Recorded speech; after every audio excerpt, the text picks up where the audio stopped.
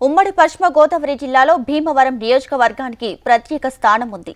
అలాంటి భీమవరంలో మంచి పట్టున్న నేత గ్రంథి శ్రీనివాసరావు. ఆయన వైసీపీకి రాజీనామా చేయడం జిల్లాలో తీవ్ర చర్చకు దారితీసింది.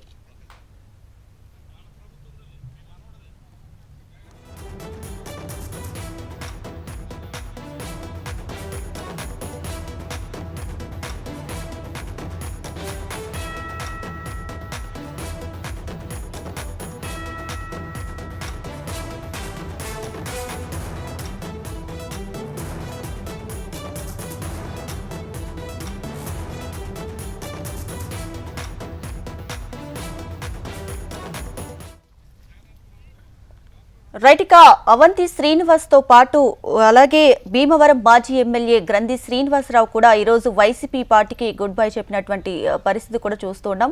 సో ఓవరాల్ గా దీనికి సంబంధించి మరింత సమాచారాన్ని మా ప్రతినిధి పవన్ అందిస్తారు. పవన్. Thank you Deepika. 2019లో జనసేన అధ్యక్షుడు పవన్ కళ్యాణ్ భారీ మెజార్టీ తగ్గిన గ్రంథి శ్రీనివాస్ 2024లో కూటమి అభ్యర్థి అయిన పులివర్తి రామాంజనేయులపై ఓడిపోవడం జరిగింది. అయితే అప్పటి నుంచి కూడా వైసీపీ కార్యకలాపాలన్నిటి కూడా దూరంగా ఉంటూ వస్తున్నారు. అయితే మొన్న జరిగిన జగన్మోహన్ రెడ్డి నిర్వహించిన ప్రతి కార్యకలాపానికి కూడా ఆయన దూరంగానే ఉంటూ వస్తున్నారు. అయితే ఒక్కసారిగా ఒక 2-3 రోజుల క్రితం అయితే ఆయన టీడీపీలోకి వెళ్తారని అయితే ఒక సమాచారం అందినప్పటికీ వారు 2-3 నెలల క్రితం వెళ్తారని సమాచారం వచ్చినప్పటికీ ఆయన ఇటు వెళ్లకుండా వైసీపీ పార్టీలోనే ఉన్నారు. అయితే ఈ రోజు అనుకోకుండా వైసీపీ పార్టీకి రాజీనామా చేయడంతో ఒక్కసారిగా అయితే వైసీపీ పార్టీకి భారీ షాక్ అయితే తగిలిందని తెలుస్తుంది దీపిక.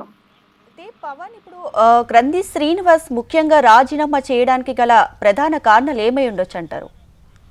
గ్రంథి శ్రీనివాస్ ప్రధానంగా రాజీనామా చేయడానికి కారణం గ్రంథి శ్రీనివాస్ పార్టీ కార్యకలాపాల్లో ఎంత చురుగ్గా ఉన్నా 2019లో అంత భారీ మెజార్టీతో నగ్గినా కూడా ఇప్పటికీ 2024లో ఓడిపోయినప్పటి నుంచి ఇప్పటి వరకు కూడా వైసీపీ పార్టీలో ఆయనకి ప్రాధాన్యత ఇవ్వకపోవడం వల్లే ఈ పరిణామం సంక్రమించిందని చెప్పి కార్యకర్తల్లో అయితే ఒక సమాచారం ఉంది దీపిక.